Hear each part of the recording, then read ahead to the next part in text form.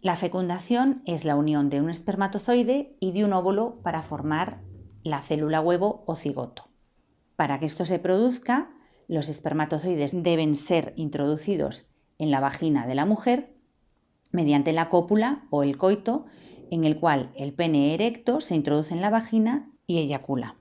La sustancia eyaculada está compuesta, como ya dijimos, por las secreciones de las vesículas seminales, de la próstata y de las glándulas de Cooper, además de unos 300 millones de espermatozoides, que salen en 1 mililitro o mililitro y medio de semen. Un espermatozoide puede vivir dentro de las vías reproductoras femeninas hasta un máximo de 5 días. Los espermatozoides viajan a una velocidad de 3 milímetros por minuto, con lo que llegar a las trompas de falopio para encontrarse con el óvulo les llevaría más o menos entre 30 y 40 minutos. Dijimos que el óvulo se libera más o menos en mitad del ciclo femenino, el día 14, y sale del ovario y se va a las trompas de falopio. Es recogido por las fimbrias de las trompas de falopio y para que pueda ser fecundado no pueden transcurrir más de 48 horas después de la ovulación. Cuando un espermatozoide consigue alcanzar al óvulo en las trompas de falopio, lo que ocurre es que con el acrosoma rompe las células de la corona radiada gracias a una enzima que lleva en su interior que se llama hialuronidasa, rompe el ácido hialurónico y además de romper la corona radiada, ¿os acordáis que hay más membranas que tiene que romper? Sí, la membrana pelúcida y la membrana plasmática. Una vez que el espermatozoide consigue romper todas esas membranas, lo que ocurre es que el núcleo del espermatozoide entra en el citoplasma del óvulo y a partir de ahí se fusionan esos dos núcleos, originando lo que se denomina cigoto o célula huevo. Una vez que el espermatozoide consigue introducir su núcleo en el citoplasma del óvulo, lo que ocurre es que se forma la barrera de fertilización. Es una barrera muy gruesa que impide que otro espermatozoide pueda fecundar al mismo óvulo. El que dos espermatozoides fecunden al mismo óvulo no es lo habitual y es más, esos cigotos no suelen ser viables, pero a veces ocurre. Ya tenemos al cigoto y ¿qué tiene que ocurrir ahora? Pues el cigoto tiene que viajar desde las trompas de falopio hasta el útero, que es el lugar donde se implantará. Es ayudado en ese trayecto por las células ciliadas del interior de las trompas de falopio, que con el movimiento de sus cilios empujan al cigoto hacia el útero. Durante ese trayecto, el cigoto se va dividiendo.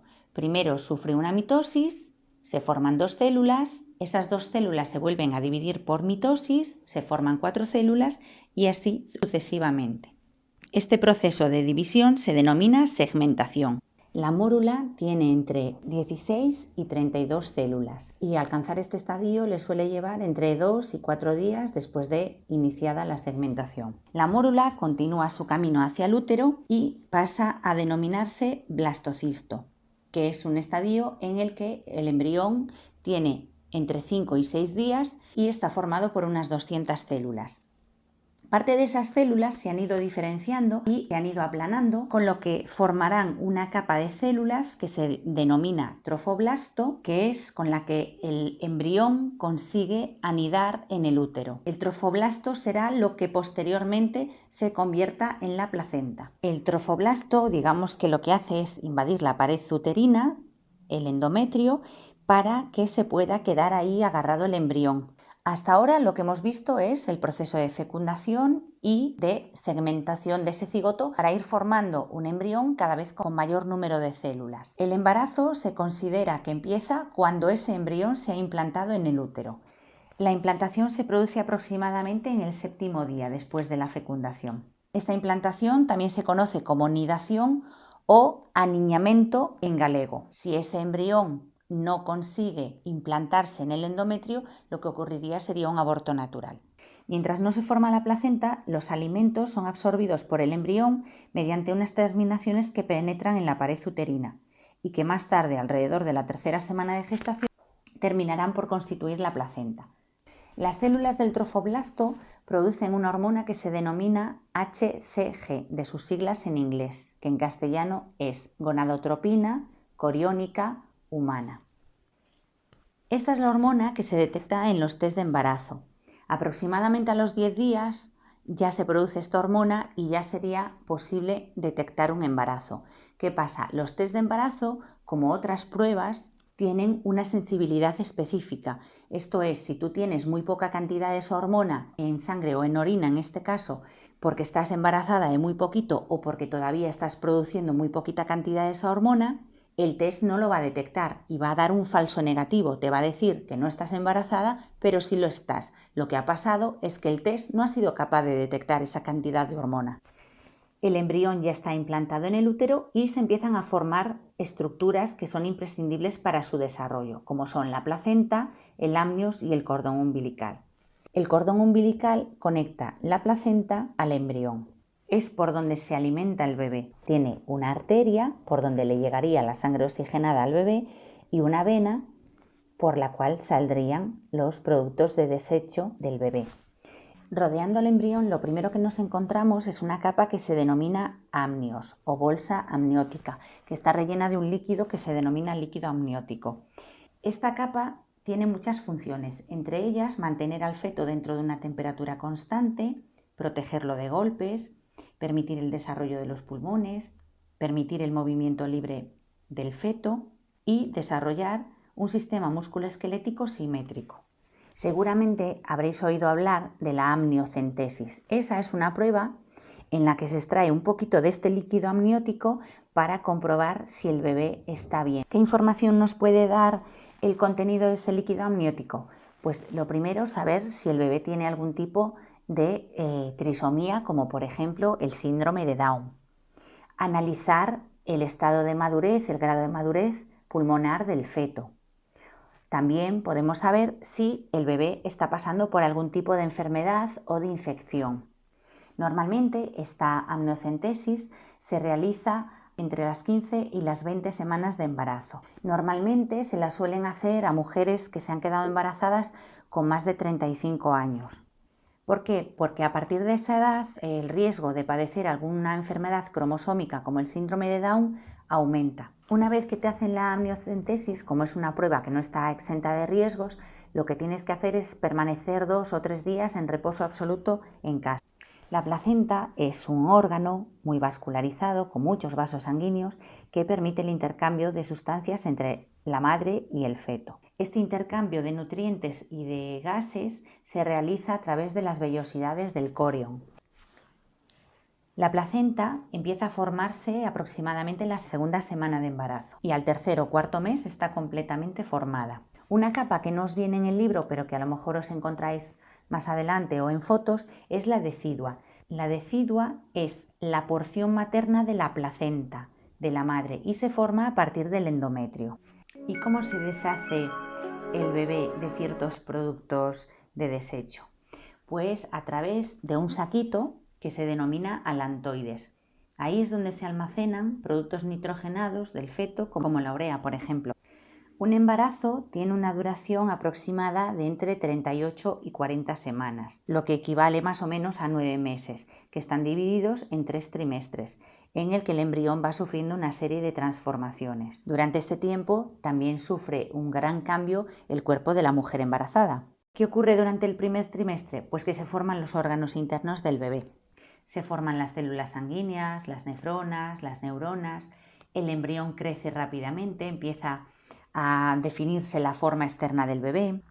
En la semana 6 se empiezan a formar los ojos, los oídos, se forma el tejido que va a dar lugar a la columna y a los huesos, empieza a latir el corazón. Denominamos embrión hasta la semana 8 de embarazo. A partir de la semana 8 ya no se llama embrión, se llama feto. En la semana 8 ya se le ven los brazos y las piernas, se van alargando, se van formando las manos y los pies, pero todavía los dedos no se distinguen, no se han separado. Se empiezan a formar los pulmones, el sistema gastrointestinal del bebé también empieza a desarrollarse.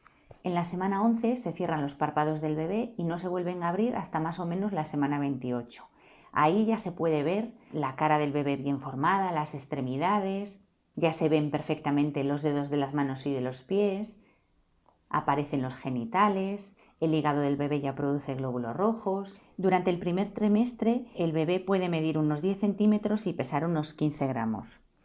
En el segundo trimestre el feto ya tiene los órganos muy desarrollados, pero todavía están inmaduros. Empiezan a aparecer los reflejos nerviosos, ya se puede saber si es un niño o una niña. A partir de la semana 15 el bebé ya comienza a moverse y a estirarse y la madre ya puede apreciar sus movimientos. A partir de la semana 21 el bebé ya puede oír y en la semana 22 se puede escuchar el latido del corazón con un estetoscopio. En este periodo del embarazo un bebé puede llegar ya a medir 30 centímetros y pesar unos 700 gramos. Durante el tercer trimestre el crecimiento del feto es muy rápido, maduran los órganos y el feto gana mucho peso. En este tercer trimestre el bebé mide unos 50 centímetros y pesa unos 3 kilos. Esto es en media. Ya sabéis que esto es biología, cada cuerpo es un mundo, cada embarazo es un mundo y que hay bebés que pesan 2,8 kilos y bebés que pesan 4,3 kilos. A partir del sexto mes el bebé se tiene que dar la vuelta para que la cabeza encaje en la pelvis de su madre y poder salir mediante un parto natural. Si el bebé no se da la vuelta, es decir, viene de nalgas, pues lo normal es que el parto, en lugar de producirse vía vaginal, se produzca mediante una cesárea, que es una operación que se hace bajo anestesia general en la que abren la tripita de la mamá y sacan al bebé a través del orificio que abren. Pero para poder evitar esto, si el bebé de manera natural no se da la vuelta, hay unas maniobras que hacen que el médico pueda darle la vuelta al bebé para evitar esa cesárea. Esa maniobra se denomina versión cefálica externa. Bueno, ya tenemos al bebé encajado, ya ha transcurrido el embarazo de manera normal y ahora llega el momento del parto. ¿Qué ocurre cuando una mujer se pone de parto? Bueno, pues lo normal es que se expulse una cosa que se denomina tapón mucoso, que lo que hace es proteger la entrada del útero de bacterias y otros patógenos porque contiene una enzima que se llama lisozima, que también está presente en la saliva y en la leche materna. La primera fase del parto se denomina dilatación. El cuello del útero empieza a contraerse, sí, gracias a esa musculatura del miometrio, y lo que ocurre es que se va acortando. Lo que hace al acortarse es aumentar el diámetro. Cuando ya está completamente dilatado, se rompe la bolsa amniótica y se libera el líquido que contiene, el líquido amniótico, y eso es lo que se denomina romper aguas.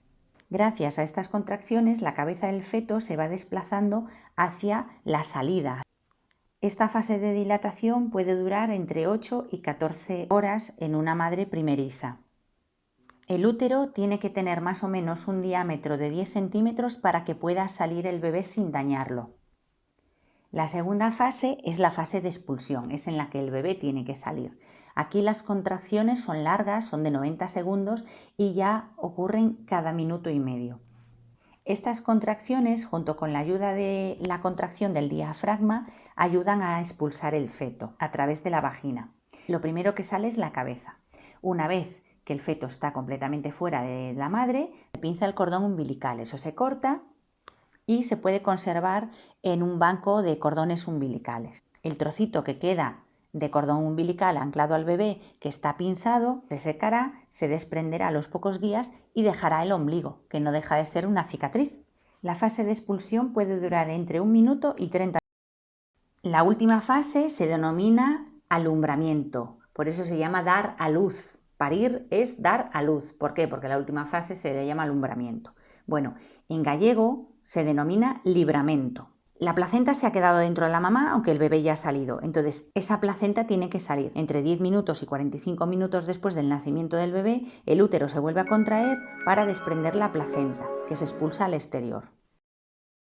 Después del parto, empieza a subirle la leche a las glándulas mamarias a la madre. Esa leche de esos 2 primeros días se denomina calostro, costro en galego, contiene muchos nutrientes y anticuerpos que protegen al bebé durante los primeros días de vida.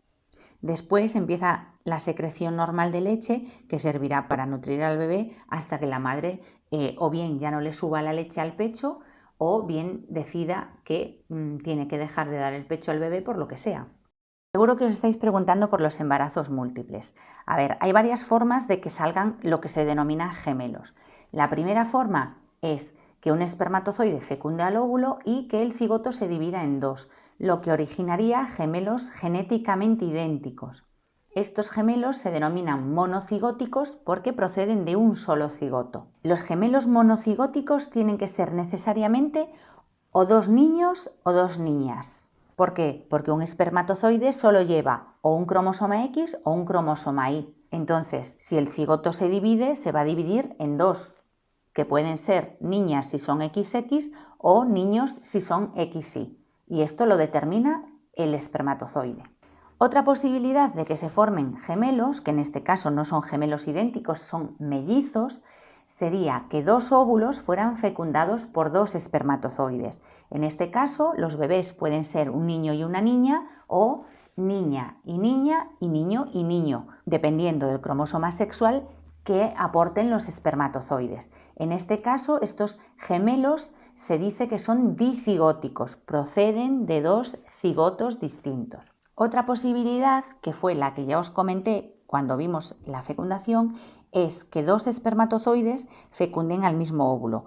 Esto es muy raro y además también os comenté que ese tipo de embriones formados así no serían viables y se perderían por un aborto natural.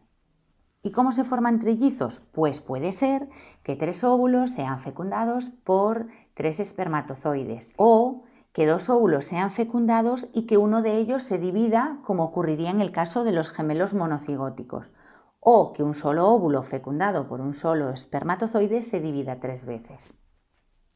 Cuando los gemelos proceden de tres óvulos distintos fecundados por tres espermatozoides distintos, se denominan tricigóticos porque proceden de tres cigotos distintos. Y ya rizando el rizo, ¿cómo se producen los cuatrillizos? Pues esto ya es súper complicado. Ocurre en 1 de cada 64 millones de embarazos. Y esto es, primero, el óvulo que ha sido fecundado por un espermatozoide se divide dando lugar a dos gemelos que serían idénticos, a dos gemelos monocigóticos. Pero es que después esos dos cigotos se vuelven a dividir otra vez para formar cuatrillizos, valga la redundancia, que son idénticos. Cuando un embarazo no es de un único feto, normalmente la duración de la gestación se acorta. Cuantos más bebés, más pronto tienen que nacer.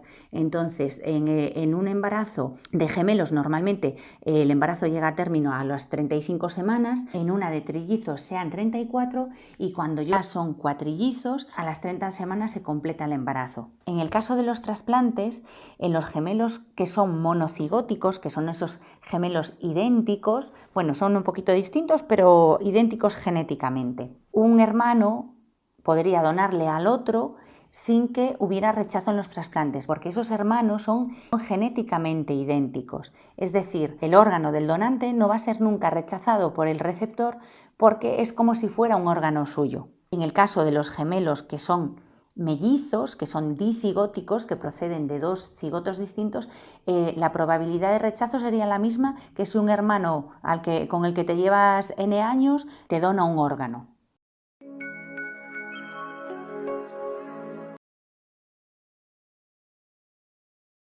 La infertilidad. La infertilidad o esterilidad es la imposibilidad de tener hijos de forma natural. Las causas son muy diversas y pueden estar relacionadas con la mujer, con el hombre o con los dos. Entre las causas de fertilidad femenina se pueden destacar 1. La ausencia de ovulación. Evidentemente, si no hay óvulos, no puede haber un embarazo. Es la causa más frecuente de infertilidad femenina. Puede estar debida a factores hormonales o a anomalías en los ovarios, como por ejemplo el ovario poliquístico. Como ejemplo de problemas hormonales tendríamos la insuficiencia lútea, que quiere decir que el cuerpo lúteo no produce la suficiente progesterona para que el endometrio se desarrolle y permita la implantación de un embrión. Otro de los problemas hormonales puede ser producir demasiada prolactina. Si se produce demasiada prolactina a nivel hipofisario, recordad que por retroalimentación negativa el hipotálamo va a dejar de producir esos factores liberadores de otras hormonas y se detiene ahí la cadena de producción de hormonas. Otra de las causas de la infertilidad femenina son alteraciones en el útero que impiden la implantación del embrión, como pueden ser defectos congénitos en el útero, es decir, no tener útero o no tener cuello uterino, etc. Una causa relativamente frecuente dentro de las alteraciones en el útero es la endometriosis. El endometrio recubre la parte interior del útero. A veces el endometrio, en lugar de estar en el interior del útero, se implanta en el exterior, con lo cual si tú no tienes el útero bien tapizado por el endometrio, difícilmente podrás acoger ahí la implantación de un embrión. Otra de las causas de infertilidad femenina son anomalías en las trompas de falopio que producen la obstrucción. Evidentemente, si las trompas de falopio están obstruidas, el óvulo no podrá pasar de los ovarios al útero, con lo cual el óvulo no podrá pasar del ovario a las trompas de falopio y el espermatozoide tampoco podrá alcanzar al óvulo en las trompas de falopio, puesto que están obstruidas. Entre las causas más frecuentes de infertilidad masculina están la producción de un número insuficiente de espermatozoides. La baja producción de espermatozoides hace que las probabilidades de que uno alcance el óvulo en las trompas de falopio disminuyan. Otra de las causas puede ser que los espermatozoides estén inmaduros o tengan malformaciones. Ya vimos que pueden tener dos cabezas, no tener cola, tener la cola corta, con lo cual tampoco tienen la misma movilidad que un espermatozoide que tenga la cola normal. Otra de las causas puede ser la incompatibilidad de los espermatozoides con el mucus vaginal. El moco cervical y vaginal son espesos antes de la liberación del óvulo. Una vez que se libera el óvulo, en la ovulación, ese moco se hace más clarito y menos espeso para permitir que los espermatozoides puedan atravesarlo y llegar hasta las trompas de falopio para encontrarse con el óvulo y fecundarlo. Si el moco continúa siendo espeso después de que se haya liberado el óvulo, los espermatozoides no podrán alcanzarlo. Otra de las causas de infertilidad masculina es la obstrucción en los conductos deferentes que impidan la salida de los espermatozoides hacia la uretra y de la uretra pues hacia el exterior. Otra causa, y que no viene en el libro, puede ser que el sistema inmune reconozca a los espermatozoides como elementos extraños y los destruya, igual que si fuera una bacteria o un virus. Otra de las causas de esterilidad masculina puede ser la eyaculación retrógrada. Los espermatozoides, en lugar de ir desde los conductos deferentes hacia la uretra, van hacia la vejiga, con lo cual nunca van a ser expulsados por la uretra. Otra de las causas puede ser la criptorquidia. Cuando un bebé nace, durante el primer mes después del nacimiento, los testículos tienen que ocupar su lugar en el escroto, es decir, fuera del cuerpo. Si se quedan dentro del cuerpo, pues serían estériles esos varones. Para esto sí que hay un tratamiento quirúrgico precoz que consiste en una incisión y hacer bajar los testículos. Otra causa de infertilidad masculina son las varices en el escroto, el varicocele. Vimos que para que los espermatozoides se desarrollen y maduren convenientemente, los testículos tienen que estar fuera del cuerpo para que la temperatura en ellos sea 2 grados inferior a la temperatura corporal. Si tú tienes varices en el escroto, aumenta la temperatura en los testículos y ese calor afectaría a la producción de espermatozoides. Otra de las causas pueden ser síndromes genéticos, como por ejemplo el síndrome de Klinefelter, donde los chicos, en lugar de ser XY, son XXY. Ese tercer cromosoma sexual que no debería estar ahí es lo que impide que estos varones sean fértiles. Otra causa son los trastornos hormonales. Un varón también puede ser infértil si su organismo no produce suficiente testosterona o suficiente FSH y LH. Por ejemplo, los deportistas de alto nivel que recurren a veces a dopaje hormonal experimentan este tipo de alteración, que desaparece una vez que se interrumpe el dopaje. El peso es otra de las causas de infertilidad. Una delgadez excesiva puede disminuir el número de espermatozoides, así como la obesidad puede provocar una señal hormonal anormal y alterar la producción de espermatozoides. Pero muchas veces la ciencia va por delante de los humanos y de este tipo de problemas de infertilidad. Para ello existen las técnicas de reproducción asistida. Cuando una pareja no puede concebir de manera natural, se puede recurrir a las técnicas de reproducción asistida. Las más habituales son la inseminación artificial, en la cual, si los espermatozoides, por lo que sea, no alcanzan al óvulo, se introduce artificialmente el semen con una jeringuilla en el útero de la mujer en el momento de la ovulación. Otra técnica de reproducción asistida es la fecundación in vitro, en la que la mujer se somete a un tratamiento hormonal para que produzca varios óvulos.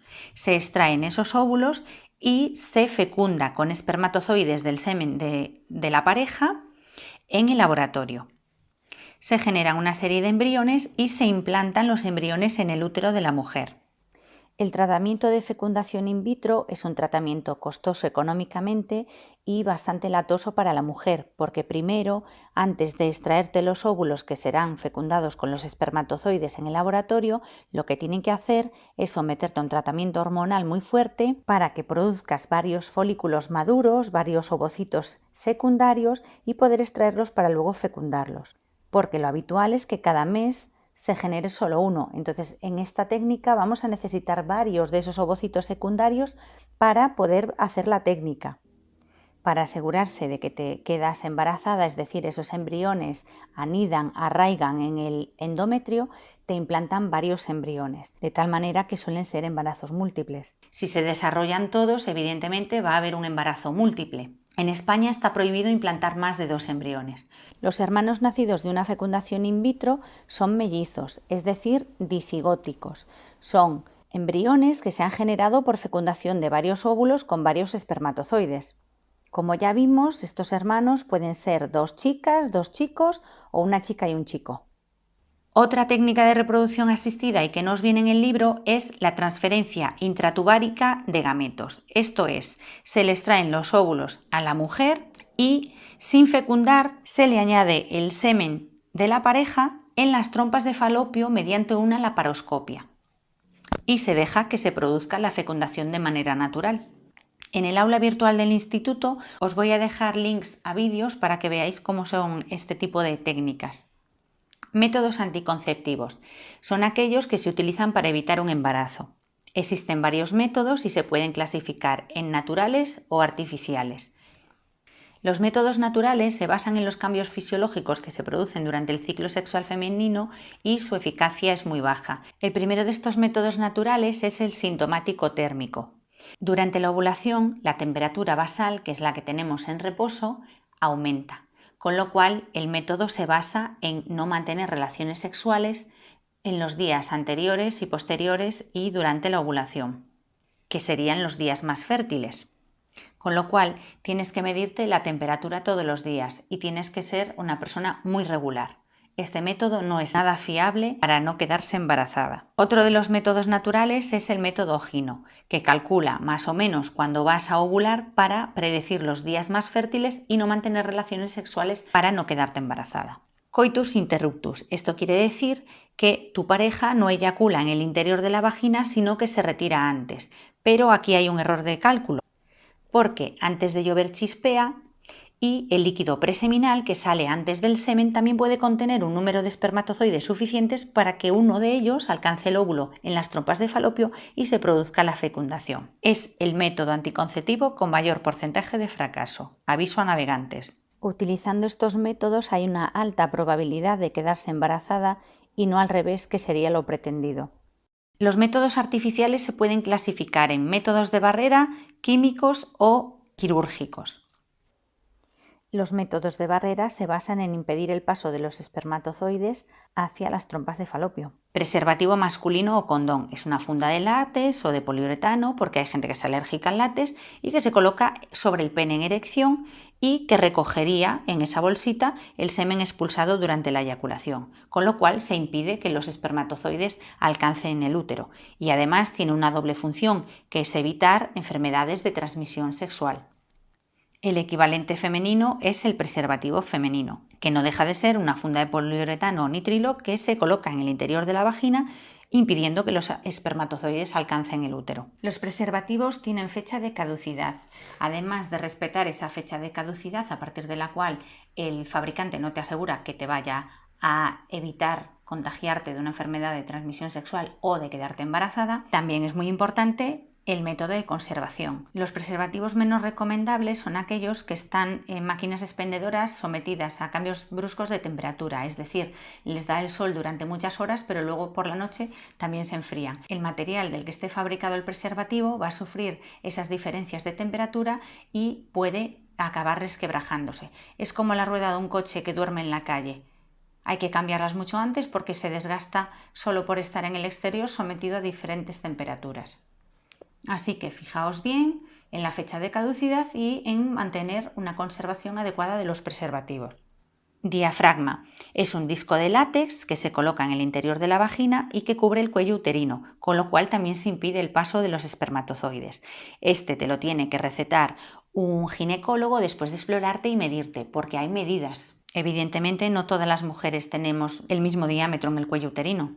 Y el último método de barrera es el DIU, el dispositivo intrauterino, que como su nombre indica es un dispositivo que se introduce en el útero, que impide el paso de los espermatozoides hacia las trompas de falopio, con lo cual evita la fecundación y además evita el paso del óvulo desde las trompas de falopio. Evidentemente esto no se lo puede colocar una en casa, esto hay que ir al ginecólogo y que te lo implanten. Hay dos tipos, el que es de plástico y metal solo o el hormonal, que además de ser un dispositivo que impediría el paso de óvulos y espermatozoides, pues también impediría a nivel hormonal que se produzca un embarazo. Como métodos químicos tenemos las píldoras anticonceptivas, los parches transdérmicos, el anillo vaginal y el DIU hormonal. Se basan en que tienen hormonas que alteran el ciclo ovárico e impiden la ovulación. Si no hay óvulos, no puede haber embarazo. Las hormonas que llevan son estrógenos y progesterona y lo que hacen es anular la ovulación. El primero de los anticonceptivos químicos que vamos a ver son las píldoras anticonceptivas. Como hay muchos tipos, necesitas que te las prescriba un médico. Dentro de las píldoras anticonceptivas hay dos tipos, las que son de 21 días, en las que descansas una semana mientras te baja la regla, o las de 28 días que no descansas nunca, pero esos 7 días de la semana lo que te estás tomando es un placebo, no una carga hormonal como va en las otras pastillas de las otras 3 semanas. Son de colorines, como veis ahí, para que no te equivoques en el día que te las tienes que tomar. Algo que no se puede utilizar como método anticonceptivo es la píldora del día después. La píldora del día después también se conoce como anticonceptivo de emergencia. Existe en dos formatos, el de única toma, que es una única pastilla, o el de 2 tomas. Son efectivas antes de las 72 horas después de haber tenido la relación sexual de riesgo, pero su eficacia disminuye a medida que nos acercamos hacia esas 72 horas. Lo ideal es administrarla en las 24 horas posteriores a esa relación de riesgo de embarazo. Los componentes que lleva esta píldora lo que hacen es impedir la implantación del cigoto en caso de que ya se haya producido la fecundación, cambiando el endometrio o el moco cervical. Su finalidad es impedir que se implante el cigoto en el endometrio, pero no es una píldora abortiva. Si ya estás embarazada, esta píldora no te va a echar abajo el embarazo. Para eso existe una píldora abortiva, la RU486, que esa es otro tipo de píldora y esa te la tiene que administrar directamente un médico. Estas píldoras evidentemente no protegen contra las enfermedades de transmisión sexual. Otro método anticonceptivo químico son los parches transdérmicos.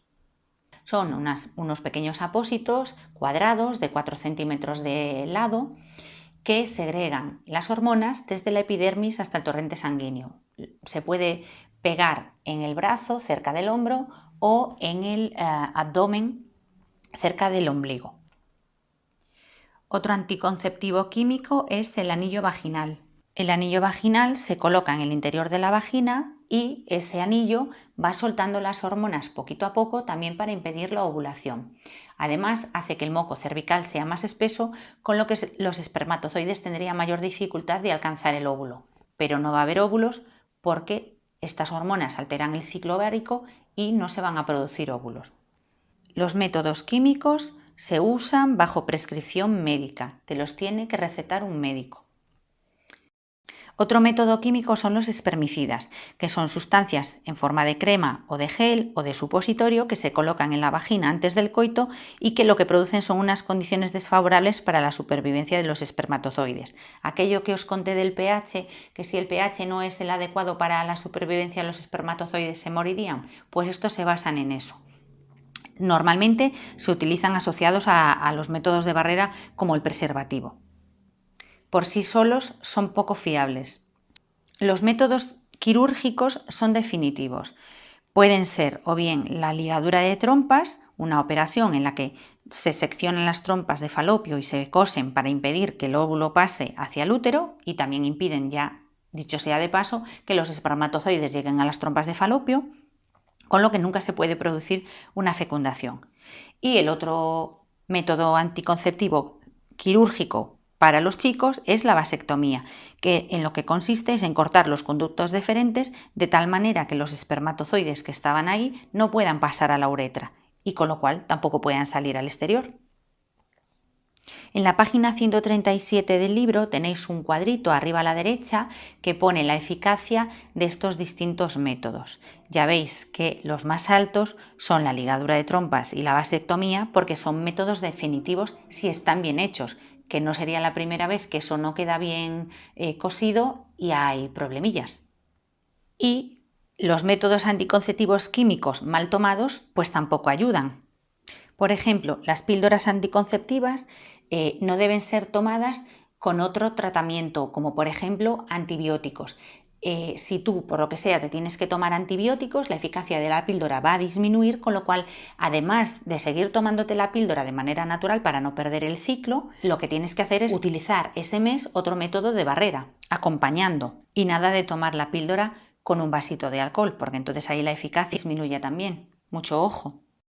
Existen los centros de planificación familiar donde os pueden proveer de información y de preservativos. También os pueden dar algún preservativo cuando alguien viene a dar una charla a los institutos. Lo importante es que mantengáis las relaciones sexuales con protección y con sentidiño común.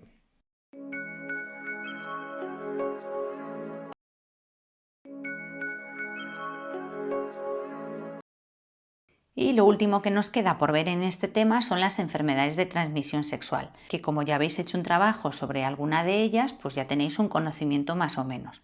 Las enfermedades de transmisión sexual o las infecciones de transmisión sexual son un grupo de infecciones provocadas por microorganismos que se transmiten por contacto sexual. El organismo causante puede ser una bacteria, puede ser un virus o puede ser un hongo. Dentro de las infecciones bacterianas estarían la sífilis, que está producida por una bacteria espiroqueta, que tiene así forma de muelle, y la gonorrea, que está producida por un coco, que es una bacteria con forma esférica. Ejemplos de infecciones víricas son el herpes genital, la infección por papilomavirus, la hepatitis o el SIDA.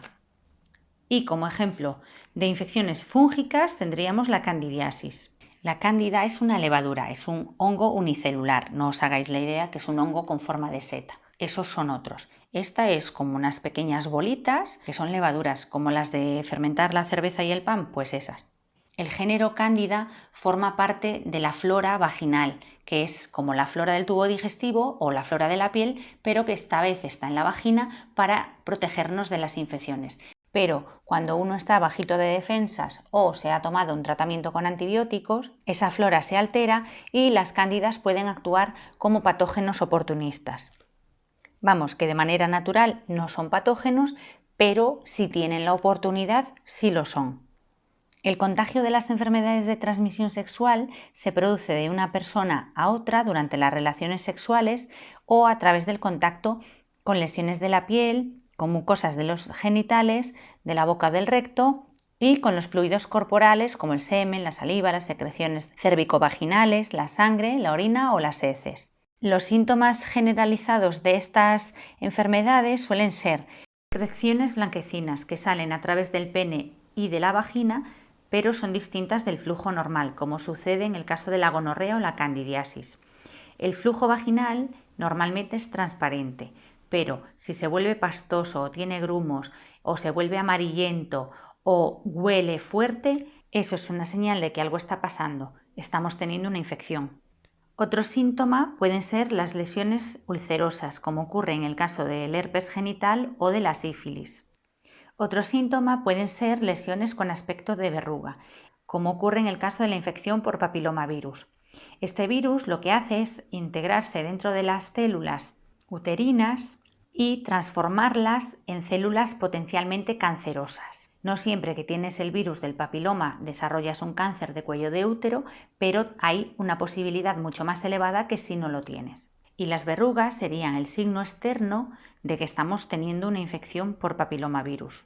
Otro de los síntomas característicos suele ser el prurito, el dolor, la comezón en los genitales y al orinar. Además, estos síntomas pueden acompañarse de otros más generales como fiebre alta, falta de apetito, cansancio, etc. Si la enfermedad de transmisión sexual está causada por una bacteria, nos darán un tratamiento con antibióticos generalmente. Si está causada por un virus, los antibióticos no le hacen nada a los virus. Lo que hay que tomar son antivirales. Y si está causada por un hongo, lo que te prescriben son antifúngicos. Estas enfermedades pueden tener consecuencias graves como esterilidad, favorecer el desarrollo de algunos tumores, como en el caso del papiloma humano, originar complicaciones en el embarazo o transmitirse al feto o al bebé que acaba de nacer. A la mínima sospecha de estos síntomas tenemos que acudir al médico para que nos prescriba el tratamiento adecuado. El médico nos examina y nos va a hacer una serie de preguntas para saber si hemos podido contagiar a alguien, evidentemente, o si nos han contagiado a nosotros. ¿Por qué? Porque en este caso se tienen que poner en tratamiento los dos. La manera más eficaz de prevenir las ETS es mantener relaciones sexuales con protección, es decir, utilizando los preservativos de manera correcta. Además, es importante tener una higiene personal correcta, ya no solo para evitar este tipo de infecciones, sino otras. En la medida de lo posible hay que utilizar jabones que tengan un pH adecuado, ya bien sea a nivel de la piel, que tiene un pH de 5,5, o a nivel de la vagina, que tiene un pH de 3,8 aproximadamente. Algo que parece así una tontería, pero cuando nos vamos a secar la vulva después de haber orinado o cuando nos limpiamos el ano después de haber defecado, es muy importante limpiarse desde la vulva hacia el ano y no al revés. ¿Por qué no al revés? Pues cae de cajón. En las heces salen también esas bacterias que forman parte de nuestra flora intestinal, que nos ayudan a hacer la digestión de los alimentos, pero que en condiciones en las que estamos con el sistema inmune deprimido o estamos en un tratamiento con antibióticos, nuestras defensas disminuyen y esas bacterias pueden causarnos una infección oportunista, como os acabo de decir, en la vagina. O peor, si alcanza el útero, pues es más difícil de curar, ¿sí? Cuanto más arriba esté una infección dentro del aparato genital o dentro del aparato excretor, por ejemplo, más difícil de curar va a ser. Así que mucho cuidadito y hacer la limpieza de delante hacia atrás. Para la higiene del pene, deciros que es importante que retiréis el prepucio hacia atrás porque ahí se pueden meter desde fibras de la ropa hasta las cosas más insospechadas. Además que con el sudor se favorece el crecimiento bacteriano.